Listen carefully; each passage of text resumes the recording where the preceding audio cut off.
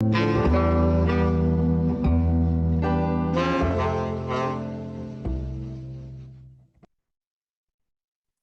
buenos días, bienvenidos todos al curso tradicional de periodistas del Centro de Divulgación del Conocimiento Económico, se dice, en esta oportunidad de manera virtual.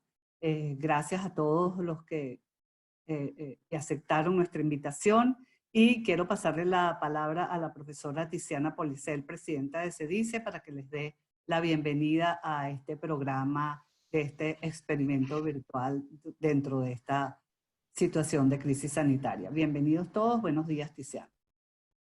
Muchas gracias, Rocío. Muchas gracias a todos ustedes que están interesados en este tema. Para nosotros, el Centro de Divulgación del Conocimiento Económico, es un gran placer realmente iniciar, como indica Rocío, este experimento, porque y ustedes van a ser, digamos, la primera cohorte de este experimento, y para nosotros es muy importante conocer, de hecho, cómo les parece la forma en la que hemos iniciado este programa, que probablemente es uno de los programas de mayor antigüedad en la historia de nuestra institución, ya que prácticamente desde sus comienzos, hace 36 años, que se están realizando estas actividades dirigidas especialmente para los periodistas. Esto lo hacemos porque bien sabemos que en la mayor parte de los diseños curriculares de las escuelas de comunicación social del país, están orientados hacia la formación de un periodista integral. Esto siempre decimos, es un gran debate en el mundo, que es mejor o peor formar comunicadores sociales integrales y que sepan abordar todas las áreas, o formar especialistas en determinados sectores.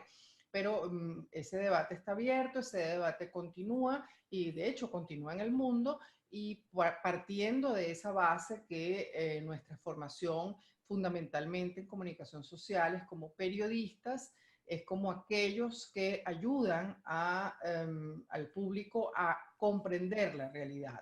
Probablemente ese es nuestro rol principal como comunicadores, la comprensión de la realidad para poderla transmitir. Es un hecho que la realidad económica es probablemente una de las más complejas de transmitir, porque primero la tenemos que entender nosotros, porque a pesar que todos la padecemos de alguna manera, la sufrimos, la vivimos, no siempre tenemos esa comprensión de esta realidad económica.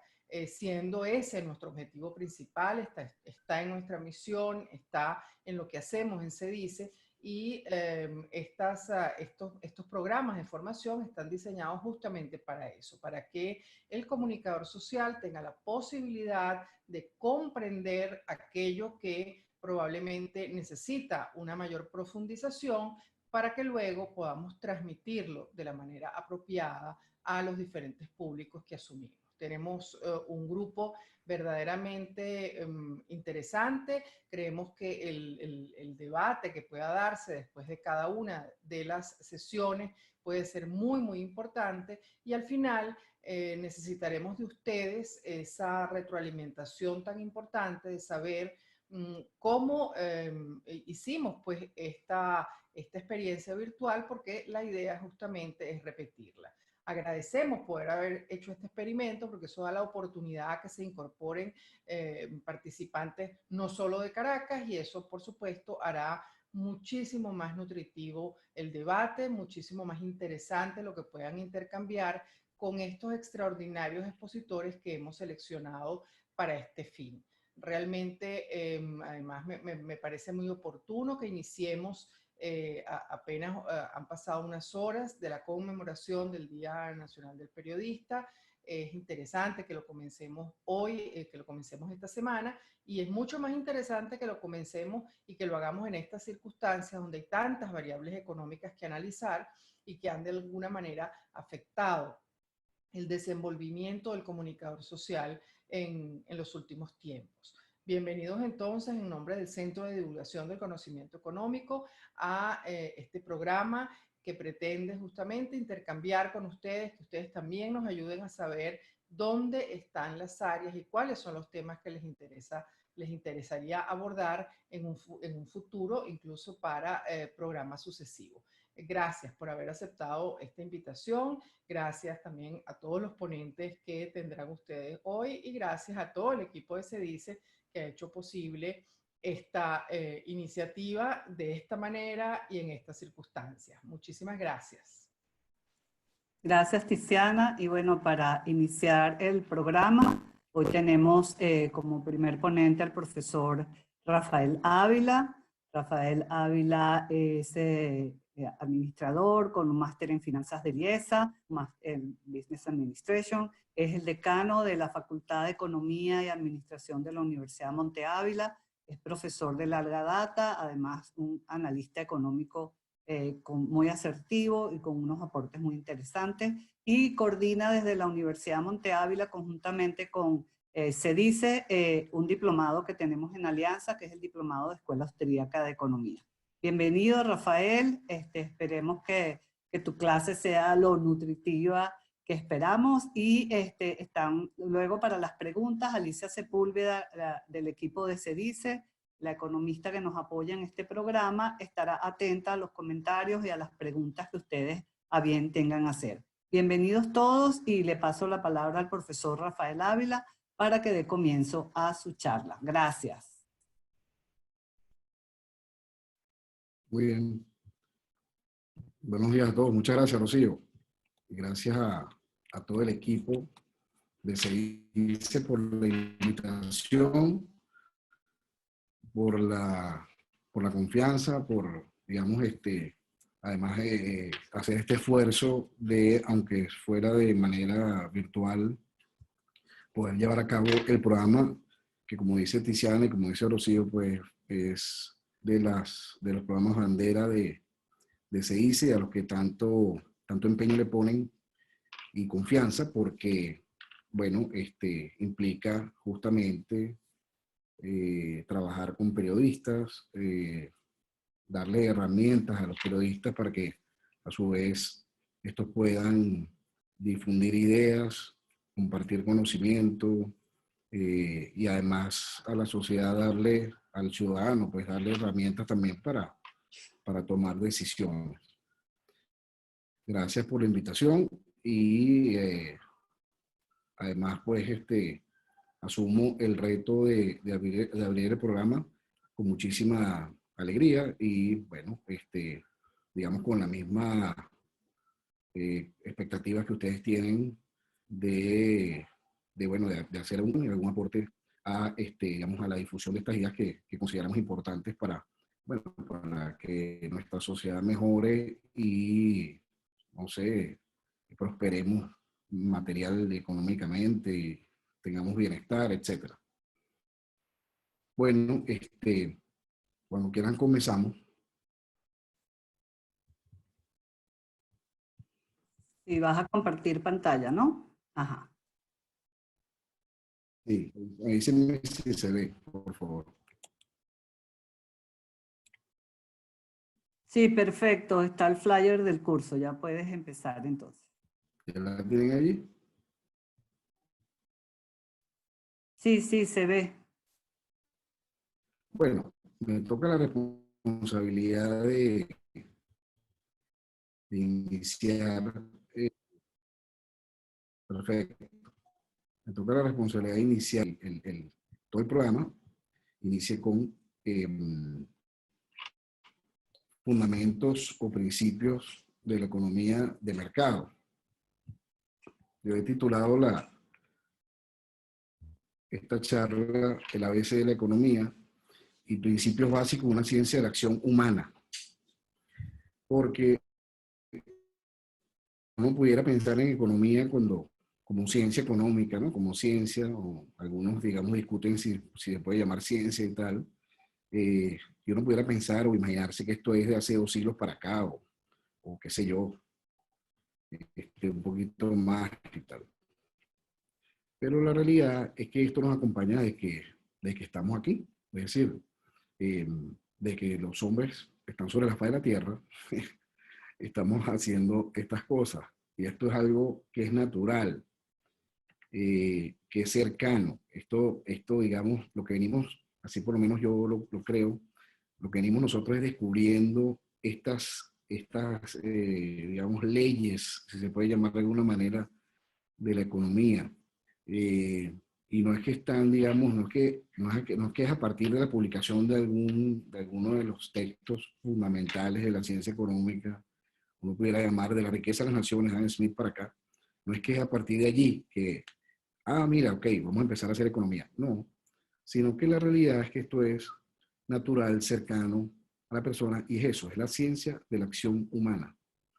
Es estudiar, bueno, cómo nosotros interactuamos, y es algo que es cercano, que es propio, y que no, digamos, nace de haber, no sé, leído algún texto fundamental.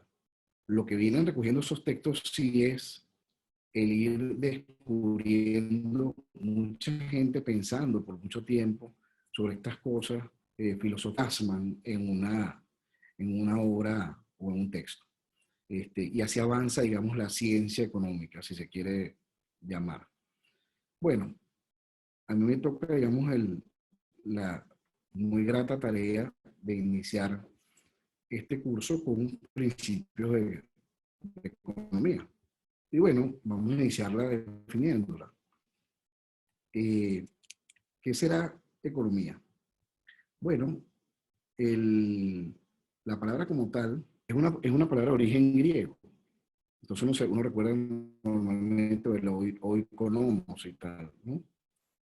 Pero esa palabra significa administra el hogar. Y esto es interesante porque no sé, uno pudiera pensar que se refiere a lo mejor en sus orígenes a, bueno, administrar, tú sabes, un gran país, un gran estado.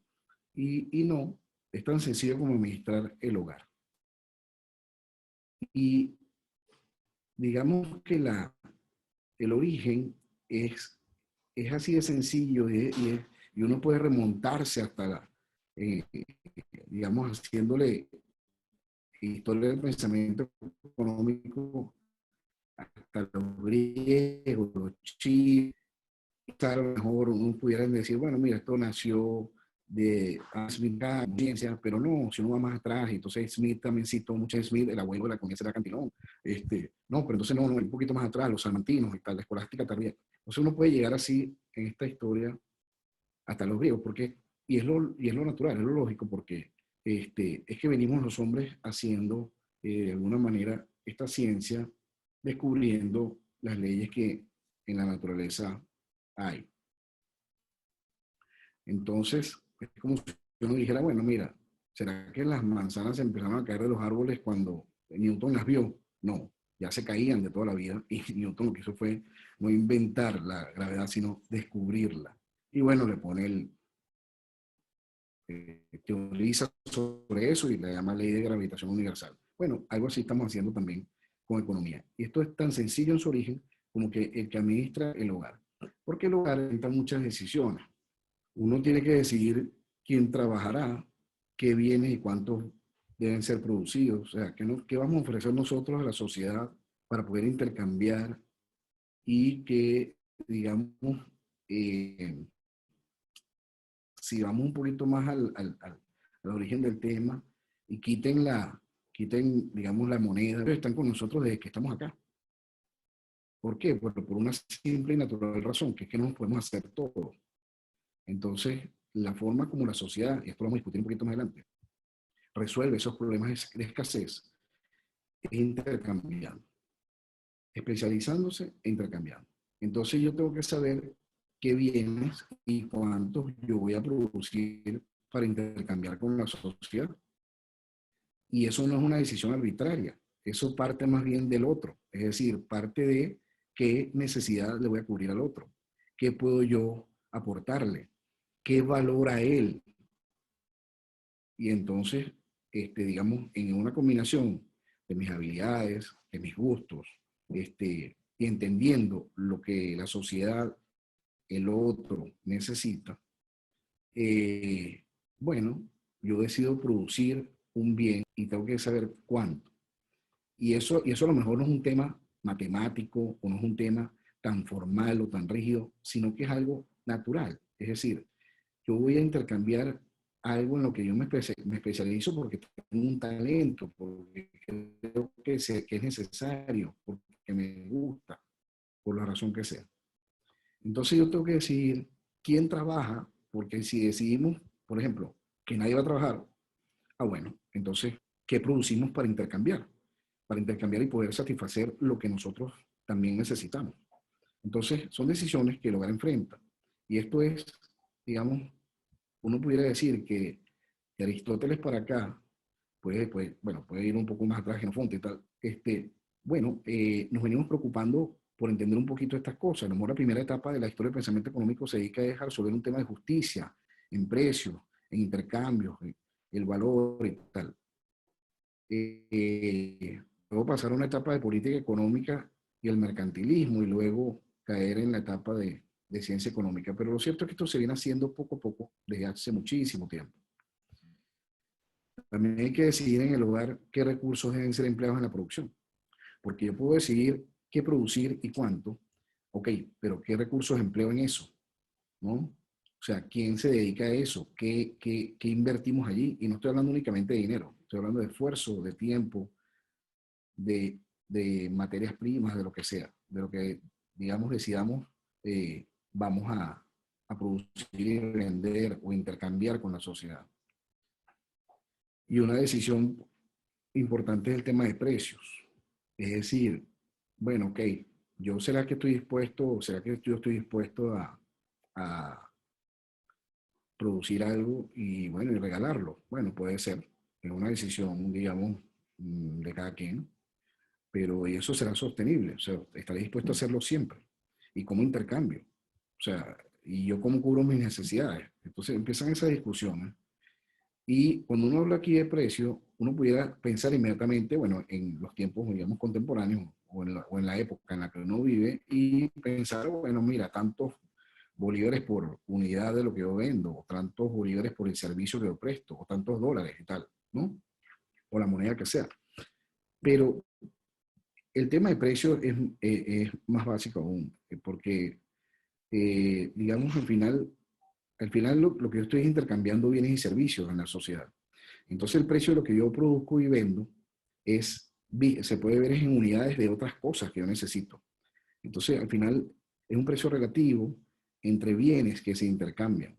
Bueno, que apareció la moneda en el tiempo, y esto es una historia interesantísima, para facilitar los intercambios, sí, y entonces a lo mejor es más sencillo referirse a una moneda como unidad de cambio y decir, bueno, mira, estos son tantos dólares por unidad de lo que vendo, o tantos dólares por el servicio que yo presto a la sociedad. Pero eso aparece para facilitarlo. En el fondo se están intercambiando bienes y servicios. Entonces, en el fondo yo estoy intercambiando lo que yo produzco y vendo, porque entiendo que otro lo necesita y lo valora. Lo estoy intercambiando por aquello que yo también necesito y que valoro. Y entonces el precio, en el fondo, el precio es una relación entre cantidades de bienes y servicios.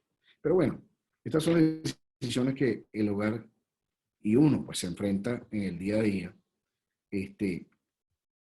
Y eso es parte de lo que la economía estudia. Y aparece el tema de los recursos escasos. Los recursos escasos. Y esto es importante porque, digamos, si uno le quita la condición de escasez a los bienes, o sea, a los recursos, bueno, desaparece como ciencia, uno pudiera pensar la economía. Es decir, como esa preocupación por administrar recursos escasos y pensar en eso, ¿cómo los administro? Claro, porque al quitar la restricción de escasez y hacer que los recursos sean infinitos, por ejemplo, si lo imaginamos así, bueno, entonces, ¿qué sentido tiene para la sociedad o para uno preocuparse en cómo administrar un recurso que es infinito? Porque es infinito. Es decir, ¿qué preocupación hay si nunca se va a agotar? Pero la realidad es que los recursos son escasos. Entonces, la sociedad los administra, trata de entender cómo los administra mejor, eficientemente. Ante la escasez, pues uno no se vuelve botarata y tal, sino que, bueno, cuida el recurso y lo administra, trata de administrarlo bien. Entonces, es importante esa administración porque justamente los recursos son escasos y aparece la definición de escasez. La sociedad tiene recursos limitados y no puede producir todos los bienes y servicios que la gente desea tener. Y esto es interesante porque las necesidades, uno piensa que bueno, pueden ser infinitas. Bueno, quisiera satisfacer todo y además en unas proporciones pues, importantes, ¿no? Unas magnitudes importantes. Y uno pudiera pensar, bueno, la necesidad es infinita, pero resulta que los recursos son escasos. Y entonces hay que administrarlos. Bueno, porque esa es, digamos, la realidad. Y aparece lo interesante como ciencia de la economía. Ya tiene recursos limitados, pero no puede producir lamentablemente todos los bienes y servicios que la gente quisiera.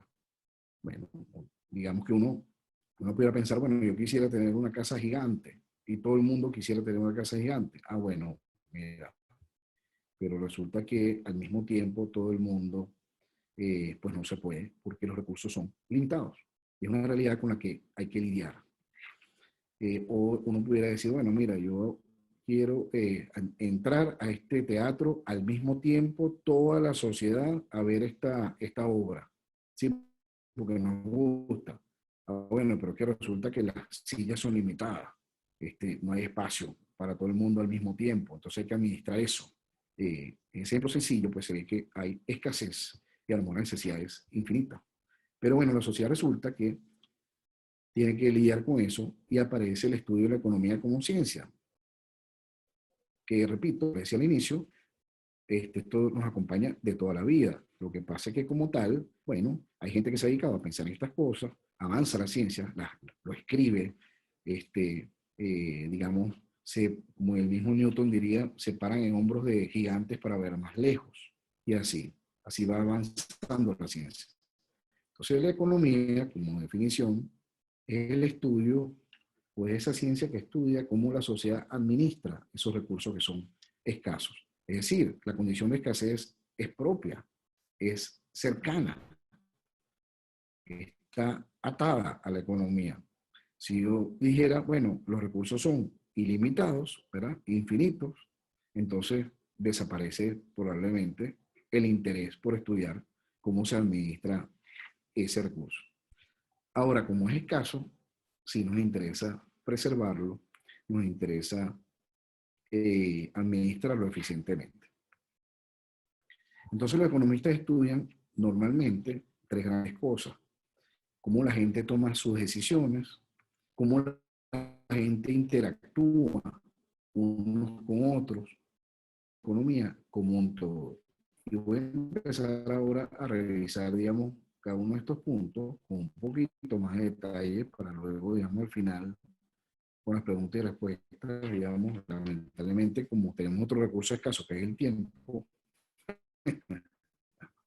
a mí me gustaría tener mucho más tiempo, bueno, tenemos que a lo mejor resumir y acelerar, y etcétera, ¿no? Y después, bueno, aclaramos y por supuesto siempre queda la orden en contacto para seguir guiando el interés o la curiosidad por estas cosas, ¿no? Bueno, revisar, la gente se enfrenta a decisiones, el costo de algo es lo que sacrificamos para tenerlo, los estoy pasando así porque luego entro en cada uno de ellos con un poco más de detalle. La gente racional piensa en el margen y vamos a entender.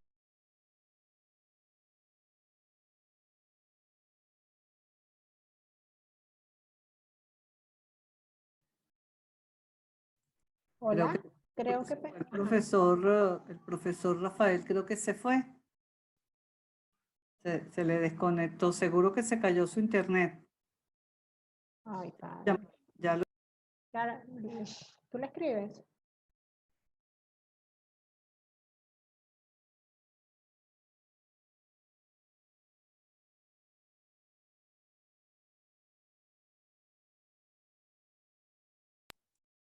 Sí, cónchale.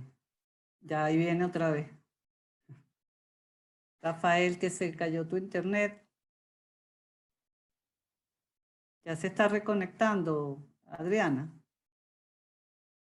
El profesor Rafael se desconectó. Ese es uno de los problemas que tenemos aquí en nuestro país. con el tema del internet. ¿Aló, Rafael? ¿Regresa? Ok, perdonen que... Sí.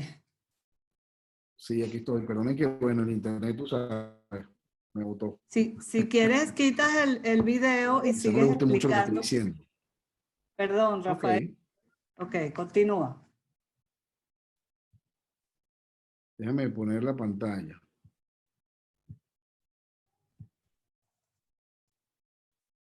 ¿Ven la pantalla?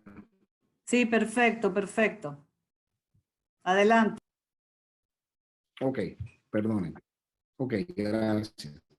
Entonces, en cuanto a cómo la gente interactúa, bueno, algo que la economía entiende es que el intercambio puede hacer que todos estemos mejor. En ese intercambio, pues, uno va superando esos problemas de escasez y todos estamos mejor. Luego, los mercados usualmente son un buen camino para organizar la actividad económica.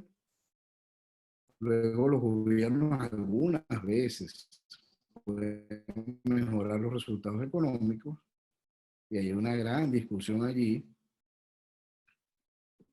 Luego, en cuanto a cómo la economía trabaja como un todo, el estándar de vida depende de la producción del país.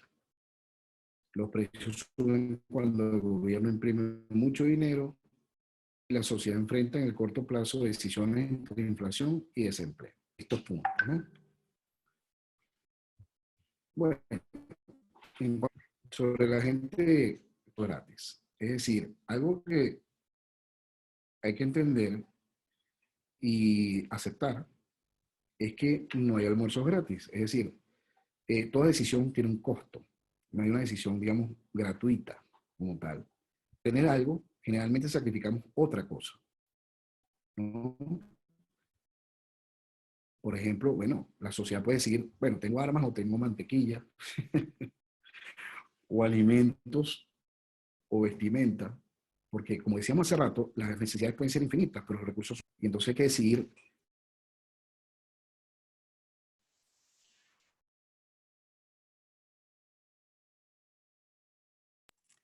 Rafael, creo Tengo que nada más 100, por ejemplo, tengo nada más, por ejemplo, 100 para digamos, distribuir 100 unidades de alguna moneda, dólares o bolívares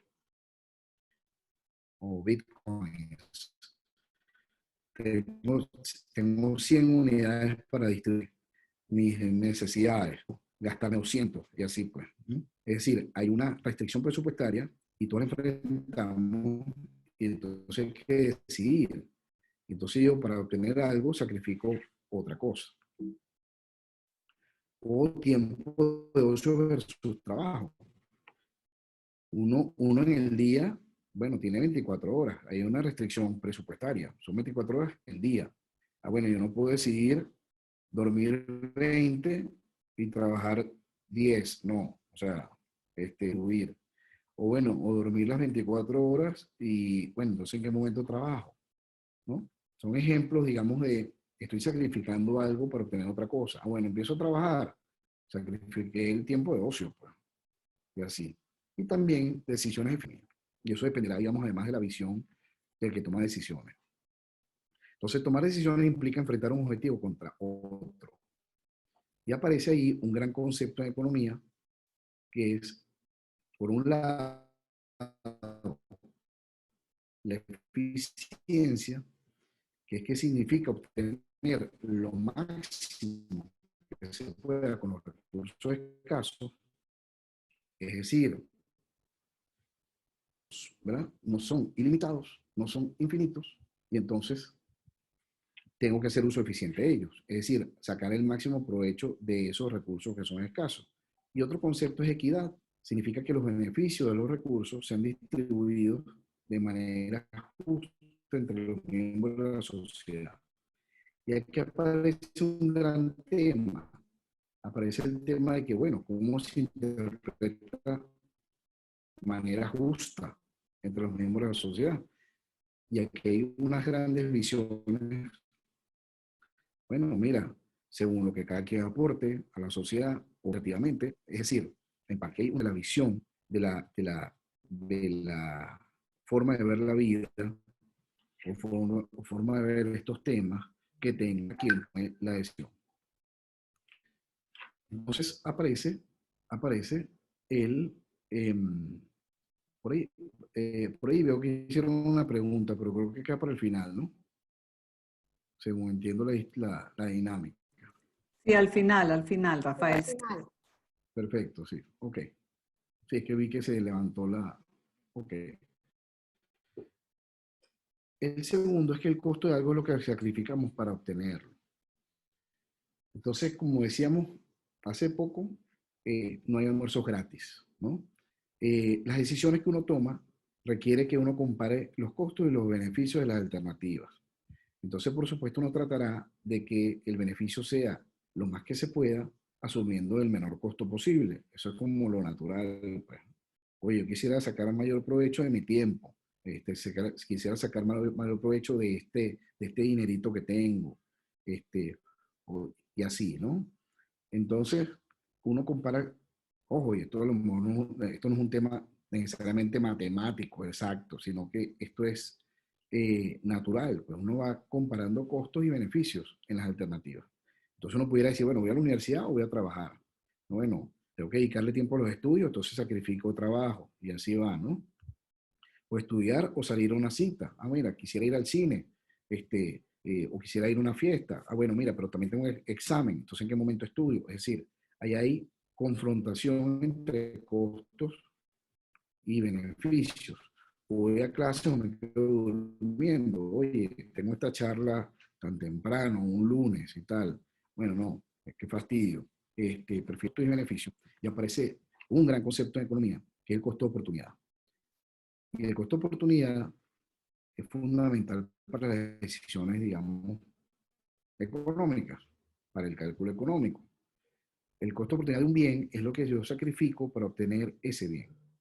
Entonces, si decidí quedarme estudiando, sacrifiqué la fiesta, por ejemplo. O si decidí ir a la fiesta, sacrifiqué las horas de estudio. El tercer punto es que la gente racional piensa en el margen. ¿Qué significa esto? En el margen piensa significa que en economía pues se le llama cambio marginal a esos pequeños ajustes en un plan de acción. Por ejemplo, bueno, si incorporo una máquina más no sé, en cuanto a la producción, ¿no? O si dedico una hora más de tiempo de trabajo pues a este proyecto, ¿cuánto me beneficio? Así.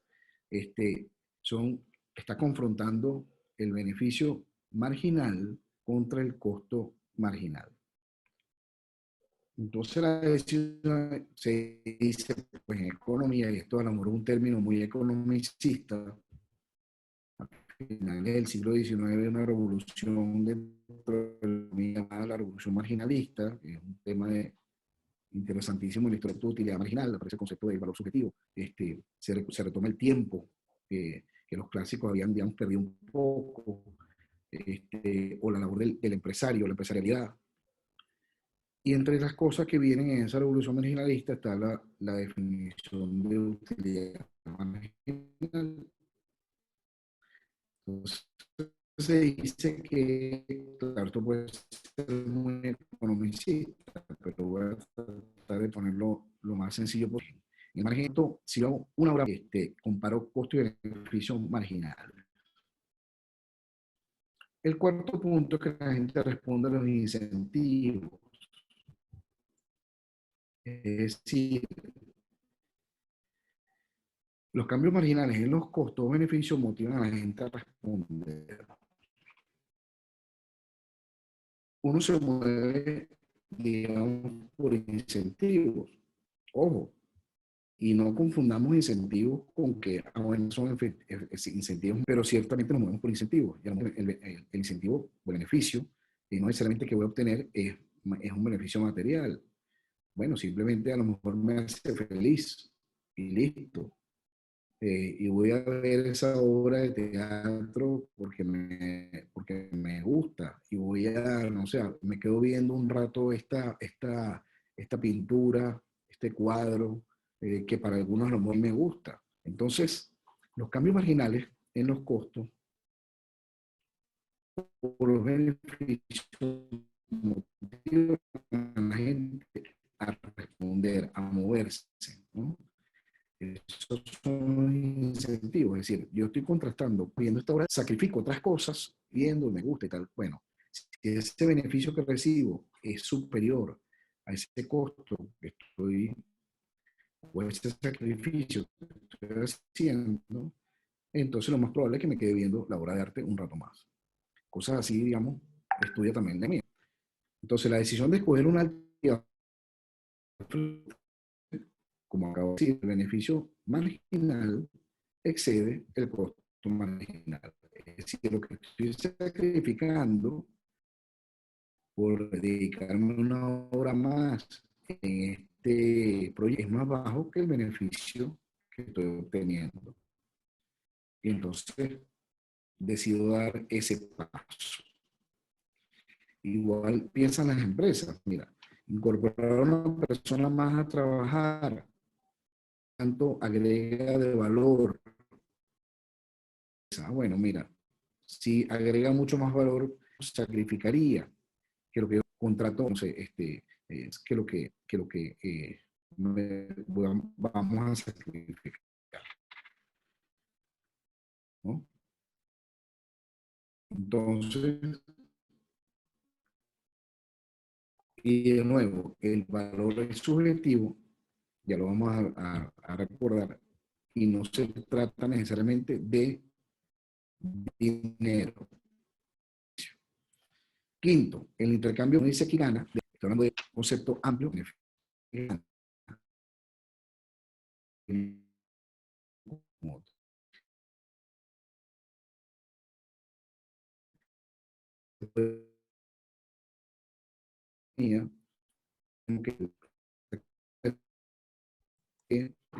sí, el intercambio, hay ganadores y perdedores, y está la famosa falacia de Montaigne. Unos ganan y para que unos ganen, otros tienen que perder.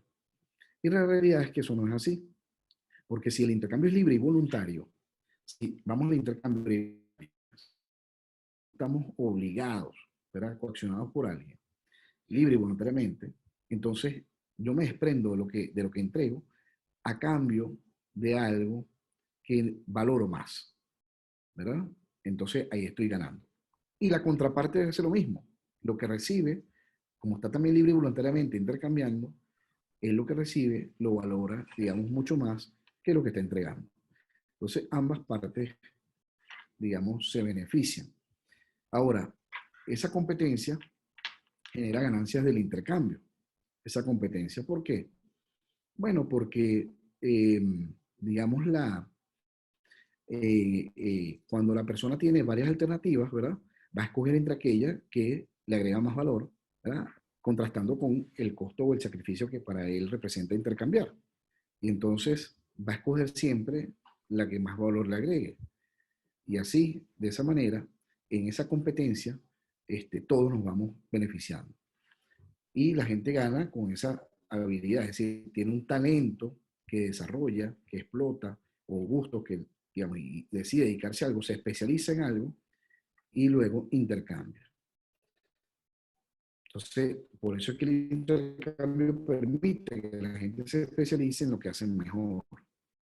¿Por qué? Porque digamos que si yo me voy por la ruta, ¿verdad?, de todo lo que necesito, bueno, lo más probable es que no haga nada, porque los recursos son escasos, porque el tiempo es escaso, porque también yo me canso, ¿no? Porque no tengo habilidades para todo, por la razón que sea. Y así también son los países, que al final son suma de personas.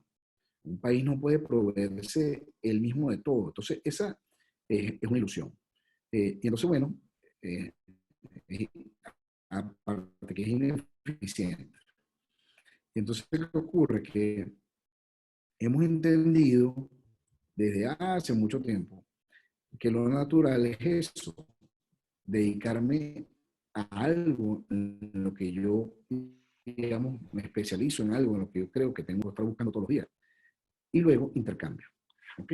Y de esa manera la sociedad, digamos que supera sus problemas de escasez, porque entonces de esa manera sí podemos tener todos un poco de todo. Se hace unos minutos, pues si el intercambio es libre y voluntario, ambos salen ganando. Y no es un juego de suma cero, como muchas veces se pretende vender, ¿no? O se pretende, o bueno, o de forma inconsciente, pues uno lo cree. No, bueno, es que siempre para que uno gane otro tiene que perder. Eso no es así. Bueno, y aquí aparecen temas muy importantes en economía. Por ejemplo, el sistema de precios. Porque es importante que los precios sean libres. Porque ellos al final, por un semáforo, dan señales. Dan señales, precio cuando sube, da la señal y entonces eso le puede estar diciendo a un emprendedor, allí en ese sitio hace falta algo y yo ver y lo produzco y lo llevo. Si yo no va a poder dar esa señal. Lo que está diciendo allí es que hay un exceso, hay una, digamos, sobreabundancia de ese bien o servicio, entonces la sociedad no lo está demandando y entonces justamente los empresarios o los emprendedores se retirarán, digamos, de la producción o la provisión de ese bien o servicio. Luego,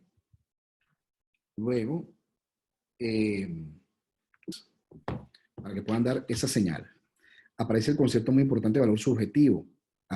Por mucho tiempo y todavía se pretende, o sea, se cree a veces pues que las cosas valen por lo que cuesta producirlas. Y la realidad es que una cosa es el precio, y otra cosa es el valor, y otra cosa es el costo. Las cosas pueden costar producir lo que sea, esfuerzo, trabajo, dedicación, lo que sea, pero quien lo valora es otro. Entonces, digamos que el valor es de cada quien. Lo que para mí algo vale, bueno, porque cubrirá alguna necesidad que quiero, yo le pongo el valor. Entonces, bueno, tú lo produces.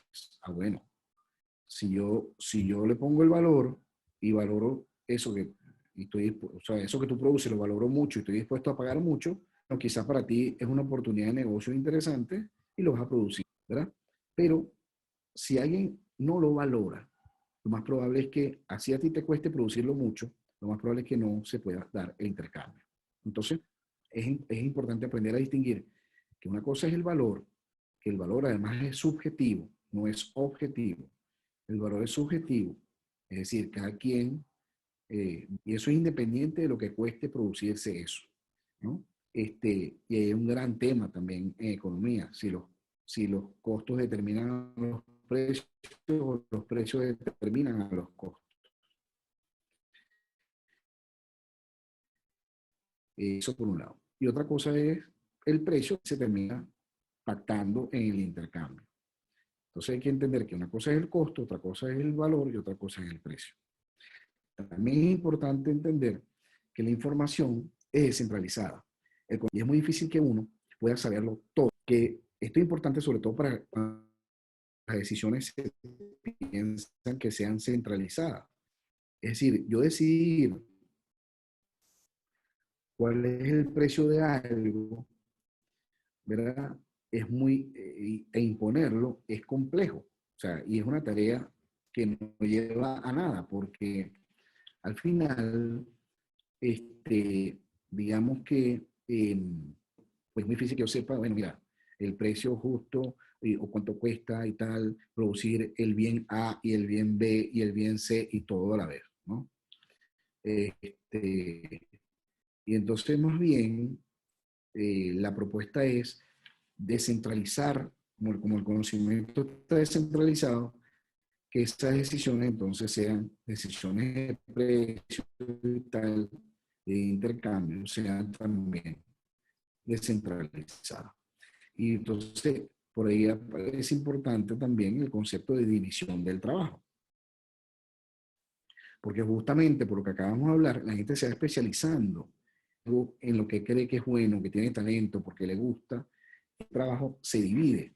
Y la sociedad, de esa manera, ya luego va superando esos problemas de escasez. Es decir, el trabajo tiene que estar dividido. Yo no puedo pretender hacer todo, ¿no? Porque es ineficiente. Al final no voy a conseguir nada. Y entonces entramos siempre en la discusión, digamos, si, digamos,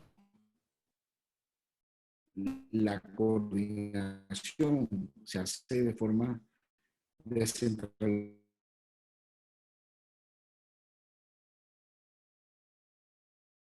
Uy, creo que se nos volvió a caer Rafael.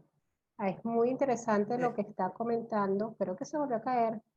El audio sí parece. Me parece. Rafael. Bueno, de verdad es bien interesante todo lo que está comentando, sobre todo que cuando se suele enseñar economía, esa palabra de mirar la estructura de incentivos que decía Rafael mientras lo esperamos, no se analiza como tal. Allí viene otra vez Rafael.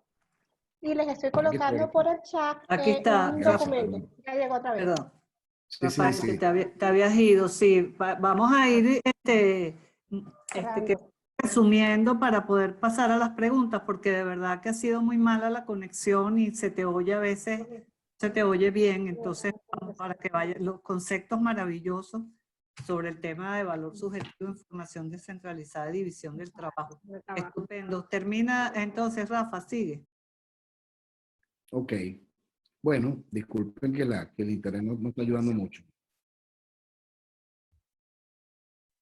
Sí, sí, sí, continúo. Entonces, siempre está esa discusión pues, en economía, que será más eficiente si las decisiones sean descentralizadas o la planificación central, ¿no?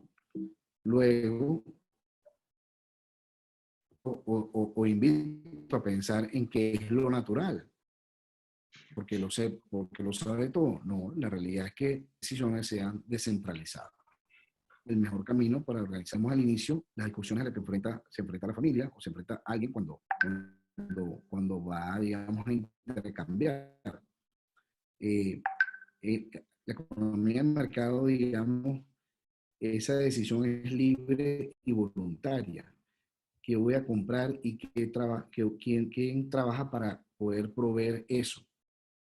Las empresas deciden quién va a ser contratado y qué va a producir. Es decir, las decisiones son libres y voluntarias tanto del... Y de esa manera, digamos, en el intercambio, se da un sistema cooperativo que es voluntario y de esa forma todos vamos, digamos, mejorando el bienestar. Y uno se preguntaría, ¿guiado por el beneficio? Sí, lo que pasa es que la gente muchas veces confunde beneficio con dinero. ¿Me explico? Pero al final es beneficio como concepto. Digamos que ya lo discutimos, el beneficio va motivando, puede ser simplemente me hace feliz y ya. El mercado produce y distribuye. Y esto es importante porque muchas veces se piensa en la redistribución que tiene que hacer a lo mejor el gobierno o el Estado. Y resulta que el mercado le va a vender, qué recursos va a emplear para eso, ya está distribuyendo. Porque, por ejemplo, si yo decido contratar 3 personas para que trabajen conmigo en un proyecto, ¿verdad? Y además emplear ciertos recursos, ya yo estoy, de alguna manera, produciendo los beneficios en la sociedad. Entonces no hace falta como tal una redistribución. y, digamos, siempre está la discusión entre el bienestar individual versus el bienestar social, y la realidad es que no son incompatibles, ¿no? De hecho, aparece la famosa mano invisible de Smith, famosa mano invisible de Smith, o el orden espontáneo de Hayek. Adam Smith observó que las familias y las empresas como si fueran guiadas por una mano invisible. Y siguiendo. Y esto no se confunda con el interés, tú sabes, sino que realmente uno, o para beneficiar a la familia, un interés como egoísta y tal, ¿no? No. Y la familia, digamos, esas decisiones y la sociedad en su conjunto va siendo como guiada por una mano invisible. Entonces, debido a que las familias y las empresas observan los precios, es importante que los precios sean libres y den la señal, observan los precios cuando van a decidir qué comprar y vender, toman en cuenta, aunque no se den cuenta ellos, los costos sociales de su acción. O sea, también yo incorporo en mis decisiones los costos que le genero a la sociedad. Aunque no me dé cuenta, lo incorporo. Y entonces la decisión recuerda los costos o sacrificios que uno hace. En consecuencia, los precios guían a los que toman esas decisiones a alcanzar resultados que tienden a maximizar el bienestar de la sociedad como un todo. Por eso es importante que los precios puedan dar la señal, que sean libres. Séptimo, los gobiernos pueden en algunos casos mejorar los resultados del mercado. Uno pudiera decir, y uno consigue en la literatura, bueno, la falla del mercado. Y el gobierno interviene entonces para promover la eficiencia y la equidad. Entonces, hay que tener cuidado con esto porque eso dependerá de lo que el gobierno o el que tome la decisión entienda como falla de mercado, ¿no? Hay quienes más bien piensan que el que está fallando es el gobierno. Entonces, hay que dejar al mercado que, digamos, opere, trabaje libremente y que más bien intervenir lo que hace es complicar la situación, ¿no? Entonces, la falla del mercado como concepto en economía ocurre, por supuesto, del decir, mira, aquí hay una falla de mercado, no se está entregando eficientemente. Que ahí esa falla es realmente una razón, digamos, porque efectivamente esté el mercado fallando, o es que hay alguna ley o algún control que hace que eso se origine. Entonces, ¿cómo justifica normalmente el Estado su intervención? Bueno, el concepto economicista sería, bueno, digamos, la externalidad como concepto es ese impacto que alguien con su accionar genera sobre terceros, verá que no están involucrados en esa operación económica. Por ejemplo, yo compro un carro y me beneficio cuando compro un carro, pero si ando con el carro, digamos, contaminando el ambiente, afecta a terceros.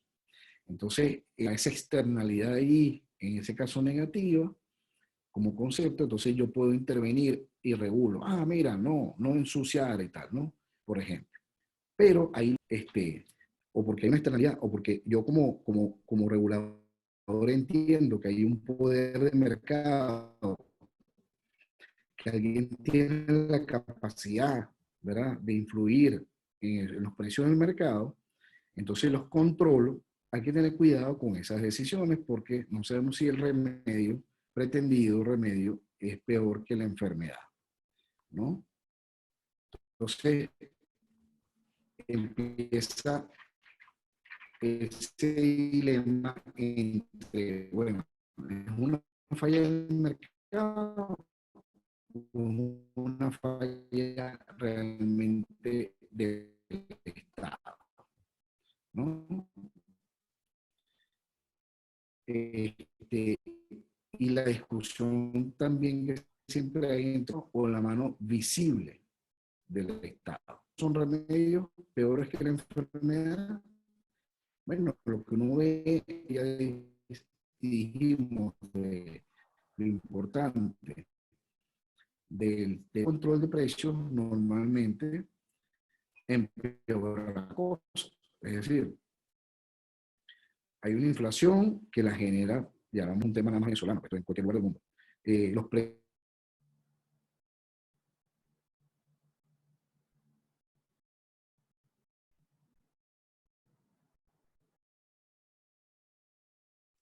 Creo que Los precios se volvieron, ajá, se fue creo que otra se vez. volvió a fallar. Pero ese tema me parece relevante para nuestros participantes y incluso acá están haciendo una pregunta de aclarar el término de economía centralizada y economía descentralizada. ¿Por qué? Porque cuando por lo general uno se enfoca en ver las fallas del mercado, lo que dice la mayoría es que la falla de mercado la corriges con intervenciones del gobierno. Pero hay una línea de pensamiento económico que dice que no necesariamente es así. ¿Por qué? Porque a veces las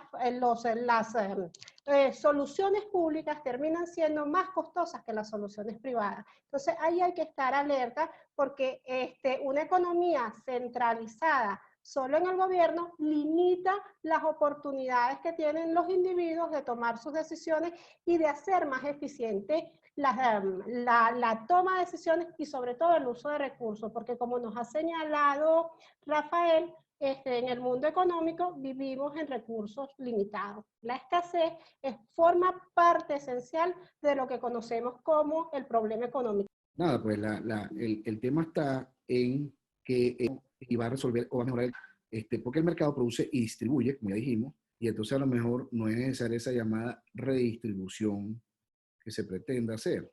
No siempre es necesaria la intervención del gobierno para resolver el problema que genera una externalidad, porque hay soluciones que pueden ser, ¿verdad?, privadas y que son más eficientes que el gobierno. Entonces la invitación es más bien a, digamos, a pensar un poquito en las consecuencias de la intervención, que generalmente es que el tamaño del gobierno, del Estado, crece, y eso necesariamente cuesta. Y digamos, como cuesta y hay que pagarlo, normalmente se pagan con más impuestos o con más de endeudamiento o con más, ¿no? Entonces, digamos que la economía, lo que surge, y el presupuesto, digamos, el presupuesto. El estándar de vida depende de la producción del país y se pide generalmente de distinta importancia. Los países que crecen económicamente son aquellos que son, o sea, cuyas sociedades son productivas.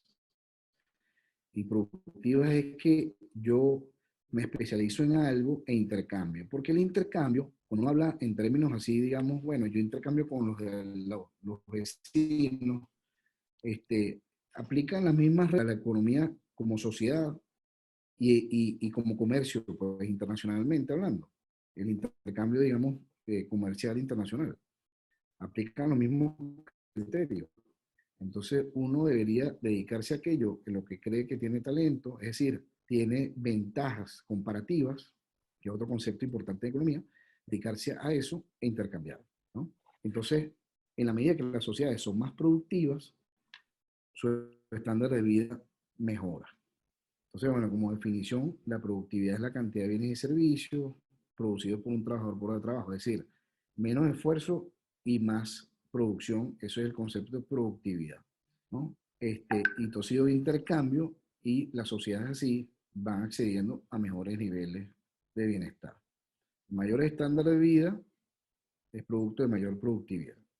Y estándar de vida no es un tema nada más economicista, de Producto Interno Bruto, ¿no? Sino es también mejor acceso a mejores servicios de salud, acceso a agua potable, acceso a mejores servicios, por ejemplo, mejor internet,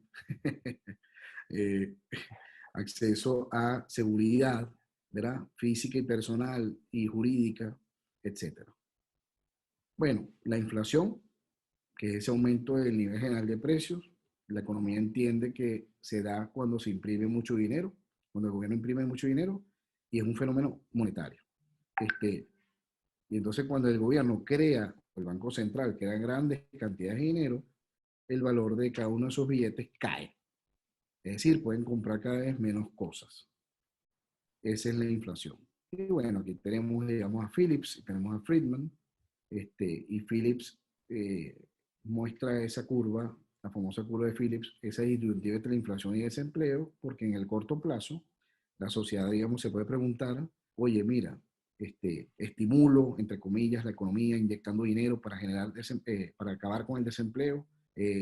Bueno, en el corto plazo, en la economía sabemos que, digamos, estas decisiones no son estériles, es decir, se afectan los precios reales y los salarios reales, la producción se afecta en la economía cuando hay inflación, cuando se, digamos, se crea dinero y se inyecta, pero en el largo plazo, digamos, bueno, digamos que la destrucción de capital es mucho mayor.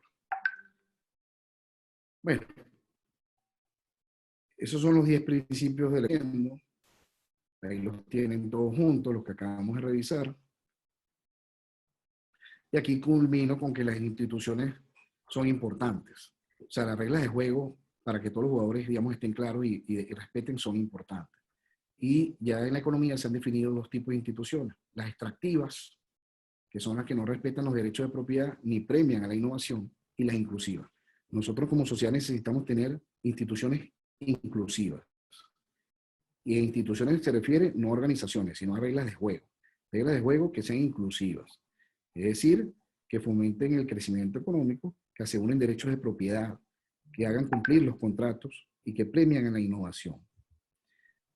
Y una institución importante es eso, la estabilidad, por ejemplo, monetaria, o la seguridad jurídica, o el Estado de Derecho. Que se respete la propiedad privada. Son instituciones importantes en la sociedad. Entonces uno se podría preguntar, ¿la economía de libre empresa es la mejor receta contra la pobreza? Bueno,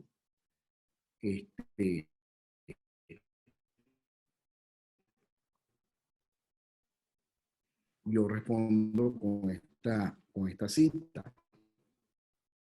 Es quizá ¿no?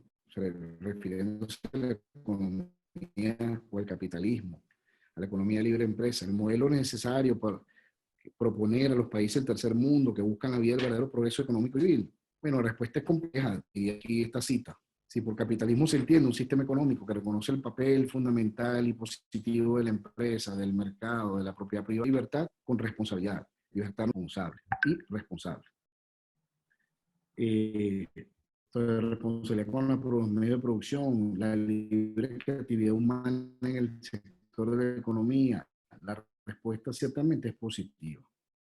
Aunque quizás sería más apropiado hablar de economía de empresas, economía de mercado o simplemente economía libre. Pero si por capitalismo se entiende a un sólido contexto jurídico, y aquí viene el tema de instituciones, que le ponga al servicio de la libertad humana integral y la considere como una particular dimensión de la misma, es decir, la libertad económica es una dimensión de la libertad como un todo, de la libertad humana integral. Y la libertad humana integral tiene un centro que es ético y religioso, entonces la respuesta es absolutamente negativa.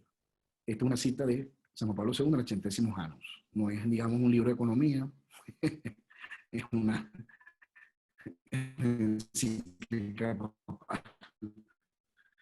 ¿no? La respuesta es que sí, la respuesta entonces es sí. Es decir, la economía libre empresa es la que saca a los países o las sociedades de la pobreza. No olvidemos que al final, el fin de toda política pública es la dignidad humana y la libertad. O sea, el fin de toda política, o sea, la política pública al final es un medio y el fin es que todos, ¿no? Es decir, respetar nuestra dignidad humana y nuestra libertad. ¿Qué hacer entonces? Bueno, usar un principio que yo sugeriría es el principio de subsidiariedad. Es decir, que las sociedades inferiores, entendiendo estas como la persona, la familia, las asociaciones, las empresas, ¿no? Las inferiores, digamos, en cuanto al Estado, ¿no?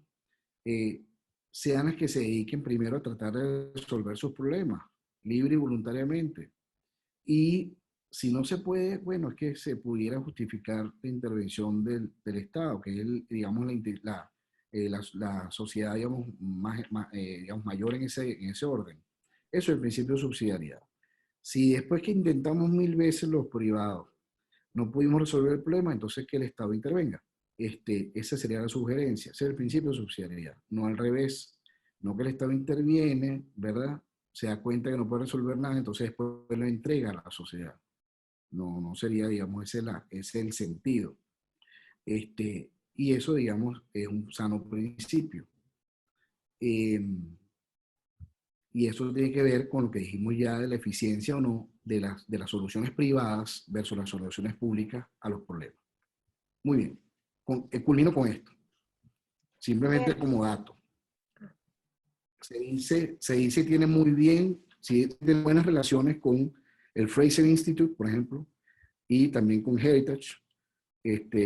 Ambos publican un índice de libertad económica y les invito, digamos, a visitarlo y ver allí, digamos, el análisis que se hace sobre Venezuela y sobre cualquier país que ustedes quieran. Y en el ranking mundial estamos de 179, lo ven aquí a la derecha. Este es el último publicado, ahorita en 2020. Estamos antes de Corea, que está en el 130, y después de Cuba, que está en el 178. Es decir, fíjense cómo ha ido descendiendo nuestro índice en los últimos 5 años. Y nada, pues, aquí lo que quiero decir es que hay una gran relación entre la libertad económica y la prosperidad. Entonces, los países que gozan de libertades económicas suelen ser también los que, cuyas sociedades viven en prosperidad. Bueno. Perfecto, muchísimas gracias, Rafael. Sí, te escuchamos un poco. Gracias a ustedes. Gracias, de verdad, por todo el esfuerzo. Creo que con el apoyo de las diapositivas hemos logrado entender un poco más. Bueno, muchísimas gracias y los esperamos mañana. Gracias, Esperemos que tengamos. Sí, bueno, nuestro invitado mañana se conecta desde Colombia y esperemos que de verdad la conexión sea un poco mejor. Muchísimas gracias. En el chat les coloqué un documento y bueno, por correo les estamos mandando otros. Hasta mañana. Muchísimas gracias. Muchísimas gracias por su participación. Muchas gracias a todos. Gracias a todos.